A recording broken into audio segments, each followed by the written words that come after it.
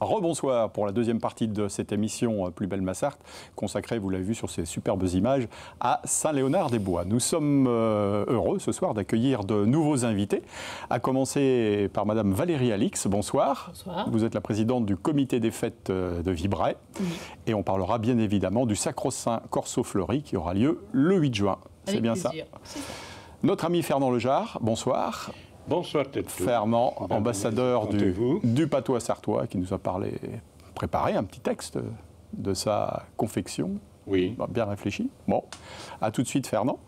Monsieur Philibert, bonsoir. Bonsoir. Vous êtes adjoint au maire à La Ferté-Bernoire, chargé du patrimoine et de la culture. Voilà. Et on parlera avec vous des 1000 ans de La Ferté-Bernoire à l'occasion des célébrations qui auront lieu le 28 juin prochain. Exactement. Et puis Pascal Mariette, notre spécialiste du patrimoine sartois, pour revenir, comme j'ai dit tout à l'heure, sur cette belle petite cité de caractère qu'est Saint-Léonard-des-Bois. Oui, alors Saint-Léonard-des-Bois, ça remonte à très longtemps. Hein. Très longtemps, on sait qu'il y avait une occupation humaine sur les hauteurs de Saint-Léonard. On sait qu'il y a 7000 ans à peu près, il y avait du monde, il y a eu des fouilles qui l'ont prouvé. Et donc, à Saint-Léonard, c'est le paysage, et n'oublions pas que tout ce paysage est un site classé, et tout est classé ou inscrit. Le bourg est inscrit entièrement. Et donc, tous ces grands paysages ouverts et tout sont classés. On a vu le Haut-Fourché, là on a une petite vue sur l'Inde, et puis ce qu'on appelle le Haut-Fourché, c'est ce qu'il y a dans le fond. Et puis, des images de la vallée de la misère, quand elle était vraiment misérable, c'est-à-dire sans arbres, sans rien, parce qu'aujourd'hui, malheureusement ou heureusement, j'en sais rien, moi je dis malheureusement, les paysages se sont refermés. Et cette vallée n'a plus du tout cet aspect. Quand on se balade, on y voit énormément de pins. Les photos qui vont suivre vont montrer l'ambiance de la vallée de la misère. Aujourd'hui, on voit quelques pierriers, ces fameuses coulées de pierre du Quaternaire, et on voit ce paysage effectivement vallonné. On voit ces pierriers, bon, faut éviter de marcher dedans parce qu'ils sont protégés. Le grand pierrier qui, regardez, on va s'arrêter sur cette image. Les gens disent que ça représente le monde. Vous revoyez sur le côté, voilà. Ah oui. Hein, on voit l'Amérique du Nord, l'Amérique du Sud, l'Afrique, l'Europe, l'Inde. Enfin bref, on dit que c'est assez étonnant. Et donc ce pierrier, allez le découvrir. Il faut y aller à pied. On n'y va pas en voiture, et c'est tant mieux. Et puis il y a ce paysage important, mais dans ce paysage important, il y a effectivement du patrimoine. Et ce patrimoine, on va se diriger directement vers le centre-bourg et vers l'église. Et à côté de l'église, il y a surtout, juste de l'autre côté de la rue, un site qui s'appelle Vendeuvre. Et c'est là que se serait installé au VIe siècle, en 530, je crois, quelque chose comme ça, l'ermite Saint-Léonard. Saint-Léonard qui arrive dans cet endroit complètement désertique, et apparemment il y a une légende avec un miracle, et pendant qu'il faisait une prière, il y a un serpent qui serait venu sur lui, qui l'aurait entouré d'un signe de croix. Le serpent serait tombé à terre et il serait mort. Voilà. Mais de Vendeuvre, on a un bâtiment 15e siècle qui était en fin de compte le premier monastère, mais qui est devenu un prieuré pendant des années, qui dépendait des abbayes du Mans. Et donc Vendeuvre, eh bien vous le voyez, c'est ce bâtiment. On voit encore des fenêtres qui accueillaient des croisés. On va aller de l'autre côté de la rue, l'église, évidemment, puisque c'est l'église de cet ancien monastère. Et cette église, on sait qu'elle était présente au prieuré, à côté du prieuré, dès le XIe et XIIe siècle. Donc, vieille église. On rentre à l'intérieur, il y a une très belle porte romane déjà. On passe la belle porte romane qui est en roussard et en pierre de tuffeau. C'est vraiment un très bel endroit. Et à l'intérieur, on va y découvrir, voilà cette magnifique porte. C'est pas joli, ça? Ah ouais. Hein, et juste à côté, il y a même, si vous regardez sur les murs, il y a même les traces d'une ancienne tombe avec une magnifique croix. Et là, c'est Saint-Léonard qui est représenté à l'intérieur. Cette magnifique statue, et Saint-Léonard est représenté à plusieurs endroits, et surtout sur le vitrail où on voit ce fameux serpent. Si on zoome un petit peu sur le vitrail, on voit le serpent autour du cou, vous voyez, qui tombe. Oui. C'est la fameuse légende. C'est vraiment un territoire de légende. Et puis si on fait quelques regards on l'a vu en première partie, à l'intérieur de l'église, on voit ces magnifiques peintures. Alors il y a des peintures 17e, évidemment, 15e, il y en a des plus anciennes si on va chercher, et puis il reste encore des vieux chapiteaux romans à l'intérieur. Regardez ça, si c'est pas magnifique. Et ils sont encore avec un décor peint, enfin un décor peint qui a été repris évidemment avec les années. Et puis, il y a deux personnages aussi intéressants au fond de l'église qui sont Saint-Protais et Saint-Gervais. Quand on regarde l'autel, de chaque côté, on retrouve, comme dans beaucoup d'églises de la Sarthe, les Saint-Gervais et Saint-Protais qui sont des copies des deux saints que l'on trouve dans la cathédrale du Mans. C'est vraiment deux statuaires un petit peu plus petites que celles de la cathédrale du Mans, mais c'est vraiment des copies. Et puis, il y a surtout l'œuvre majeure qui a été classée en 1905, qui est la Dormition de la Vierge. Alors là, on est sur les fameuses terres cuites du XVIIe siècle. Ce n'est pas les fameuses statues de Charles-Oyot, mais ça fait partie de ces écoles du Maine. Et là, vraiment, on a vraiment l'œuvre d'art qui a beaucoup circulé, d'ailleurs, dans des musées, qui a été montrée, qui a été restaurée. Donc, quand vous rentrez dans l'église, n'hésitez pas à appuyer sur le bouton pour éclairer la Dormition, puisqu'elle est un petit peu dans la pénombre. Évidemment, quand on fait des photos, comme il y a une vitre qui protège, des fois, il y a les petits reflets. Là, on voit la vue du donateur, celui qui aurait financé cette Dormition de la Vierge. Et puis, Saint-Léonard-des-Bois, c'est aussi un autre site qui est le manoir de Linthes, qui lui est inscrit aussi au monument historique, qui est juste à l'entrée de Linthes, mais qu'on voit depuis Narbonne. Regardez ce bel ensemble qui est sur un vieux site médiéval qui existait déjà au XIe siècle. Il y a des écrits qui disent qu'au XIe siècle, il y avait des seigneurs à Linthes, mais surtout, c'est après la guerre de Cent Ans, comme partout, on reconstruit les logis. Et il y a un beau logis qui est construit au XVe siècle, et il y a une fuite qui a été construite, elle, au XVIIe siècle. Il reste un bâtiment d'angle aussi qui est fortifié. Si vous avez l'occasion de visiter, vous voyez encore les meurtrières. Et puis, comme tout manoir, eh bien, le manoir à Saint-Chapelle, et c'est plus facile de voir puisque c'est sur le bord de la route, à l'arrivée de la route de Moulins et quand vous arrivez du Mans, la chapelle de Linthes qui dépendait du manoir, magnifique chapelle elle aussi, construite en 1573.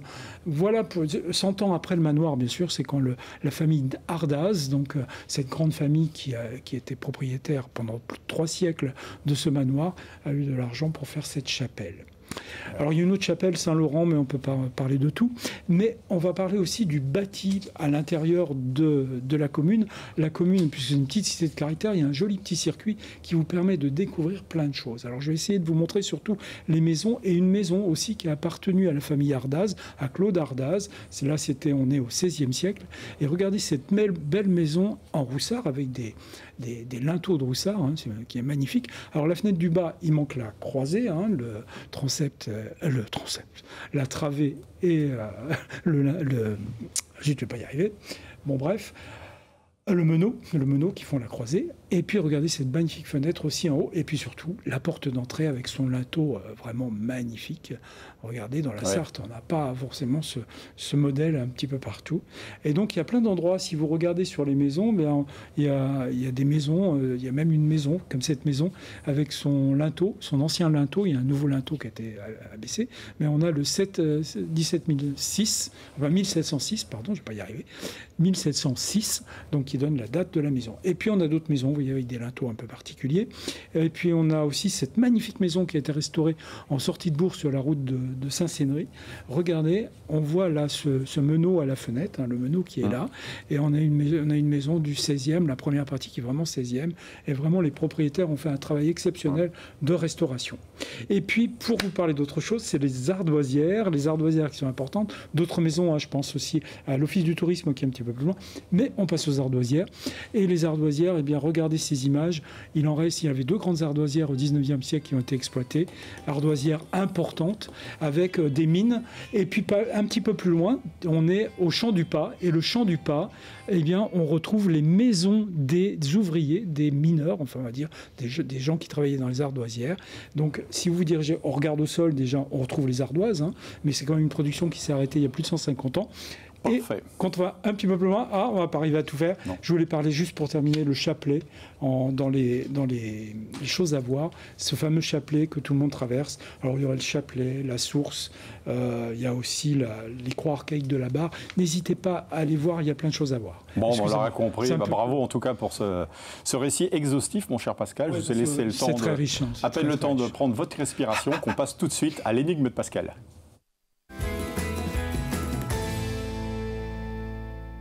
Alors, pour l'énigme, eh bien, vous avez vu des linteaux. Je vous ai montré des linteaux de porte tout à l'heure, 1706 et le fameux linteau du XVIe siècle. Mais regardez ce linteau en particulier. Et donc à Saint-Léonard-des-Bois, il existe un linteau décoré sur une bâtisse indiquant qu'on y a exercé une profession. Et laquelle? Alors je vous fais 4 propositions. Un dentiste, un tisserand, un cordier ou un forgeron. Bon, Valérie, allez, on se jette à l'eau. Qu'est-ce que ça peut vous inspirer? Peut-être des indices. Un dentiste, un tisserand, un cordier, Laurent. un forgeron. Moi, je dirais tisserand aussi. Laurent, tisserand aussi. Fernand, vous qui êtes un moi, spécialiste aussi de l'architecture. J'hésite entre un cordier parce qu'il y a une corde et un dentiste parce qu'il y a une tenaille. Alors, un cordier ou un dentiste? Je dirais peut-être le dentiste. Et moi, je dirais le cordier. Pascal? Eh ben, c'est le... Non, c'est pas ça. C'est le forgeron. Regardez, regardez de près, il y a la tenaille pour tenir évidemment le fer, taper le marteau et puis les soufflets pour le... Super. Alors évidemment, le cordon, on ferait penser, mais c'est pour décorer le linteau. Mais on est vraiment... Ou peut-être l'acier que l'on tord. Et surtout, les forgerons de Saint-Léonard, comme ça de Saint-Cénéry, qu'est-ce qu'ils faisaient? Des clous. Et ils ont fait des clous pendant des années. Et ça s'est arrêté, cette production, à la fin du 19e siècle. Parfait, inarrêtable, Pascal. Merci en tout cas, bravo. Des clous, des clous. Des clous. Hein, c'est ça le sujet ce soir du patois? Si tu veux. Le thème? Ouais. Si tu veux. Je crois pas. Ouais. Alors de quoi va-t-on parler? De quoi allez-vous parler ce soir, Fernand? Eh bien, tout le monde s'est rendu compte qu'à nuit, Astor, c'est la saison des guignes. Ah bah oui, Hein? bien sûr. Il y en a partout. Alors, si ça qui est la saison des guignes, dans ma souvenance, il me revient un averbeau que j'ai eu avec le garde de champêtre quand j'étais encore un petit Kenyo. On est une bonne dizaine de Kenyos à rentrer à pied de l'école. Et sur le bord de la route, il y avait une lambroche et un guigné qui était au beau milieu, juste à côté d'une sauve. Me voilà cruché dans le guigné, quand soudain les copains ils déhuchant comme des poules. Et qui que je vois en bas? La loi, elle garde champêtre. Descendons, qui me dit. Je vais dévirer la Saône, ça prêche en Verdun, tu vois, ouais. Vous pensez bien que je reste là, c'est que je sais. Mon que je vois pouvoir m'en sauver à cette heure. Comme j'étais un petit gnos ben esprité, nécessité l'ingénieuse, comme l'a si bien dit La Fontaine, eh ben, elle n'était pas venue à mon secours.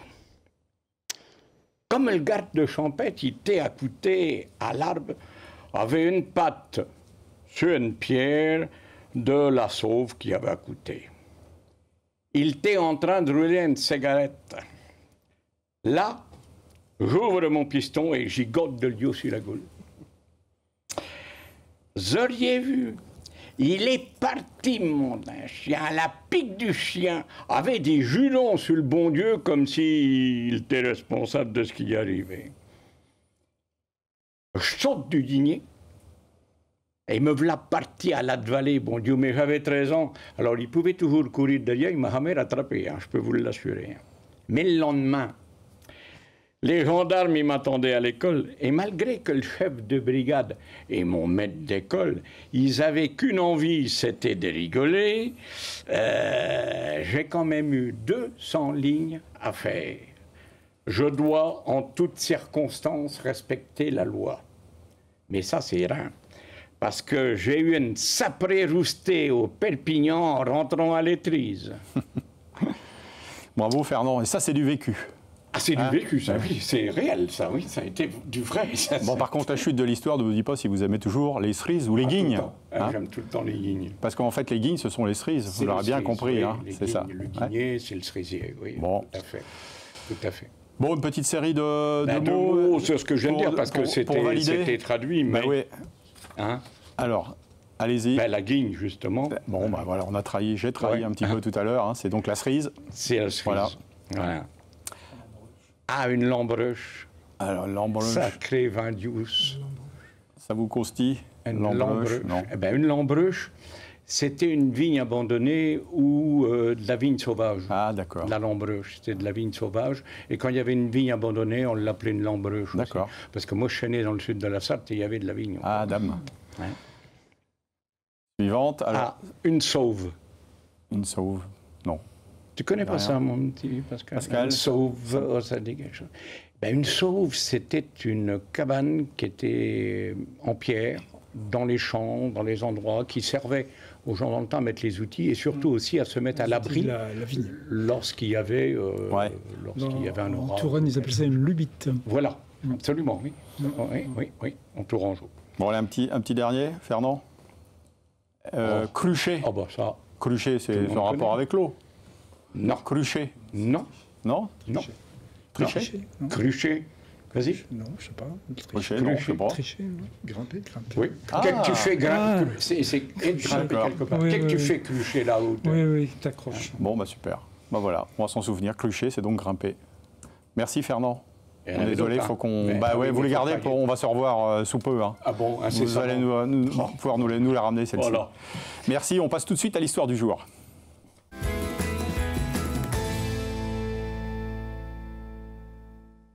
Qui était Jean-Marie Joseph Coutel, dont une rue au Mans porte le nom? Était-il aérostier, réponse A, physicien, réponse B, ou mathématicien? Ding dong. Valérie, Alix, ça vous parle, ça vous dit? Non? Les copains autour, y a-t-il quelqu'un qui est... C'était un grade, je sais pas pourquoi. Donc, Bon. allez, un aérostier. Mais oui. Alors, je vous donne la réponse, hein. Ouais, mais non, vous avez bien raison, il y a un grade, parce que c'est la rue du colonel Oui, c'est pour ça. Coutel au Mans. Voilà.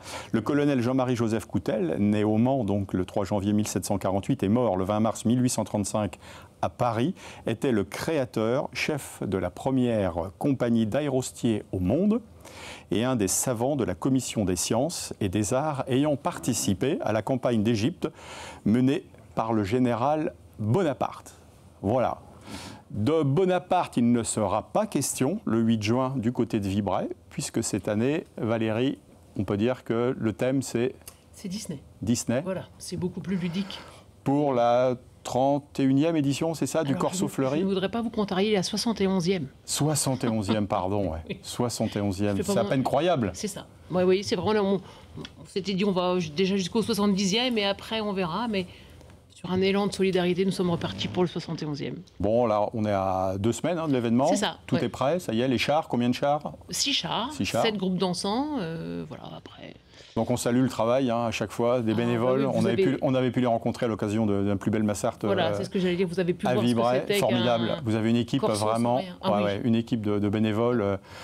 Voilà, on avait été les voir sous l'hangar sous Voilà, lequel c'est ils ça. travaillent. Il Mmh. faisait un peu froid, mais malgré tout, ils avaient les mains dans le cambouis, comme on C'est dit, ça, pour c'est que, ça. Ouais, être non, dans mais les temps. C'est une très belle équipe, en fait. Ouais. Très solidaire, oui, c'est.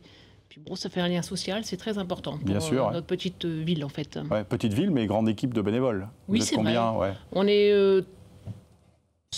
on est 50 bénévoles D'accord. et 100 membres à peu près. D'accord. Alors donc là, le thème, on l'a dit tout à l'heure, C'est Disney. c'est Disney.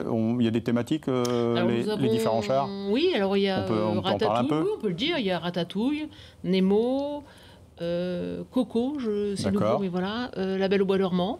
Ouais. Et alors, le char des Miss où il y a 3 magnifiques jeunes filles qui représentent toutes les princesses. Et puis.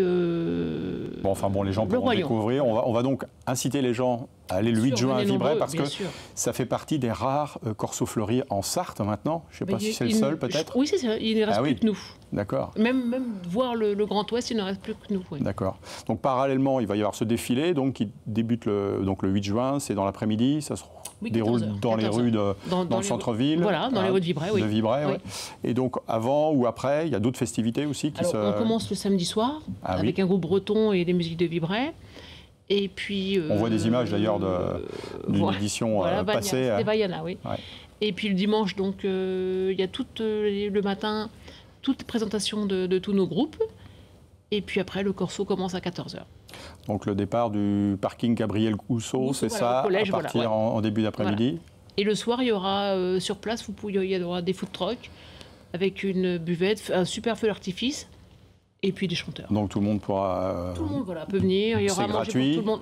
Ouais, Oui. c'est ça. Ouais. Voilà, bah, Et pas puis, l'entrée, l'entrée est payante. au feu Non, le feu d'artifice, non. Mais l'entrée du Oui. corso est payante. C'est ça, oui. Bien évidemment, il faut bien payer...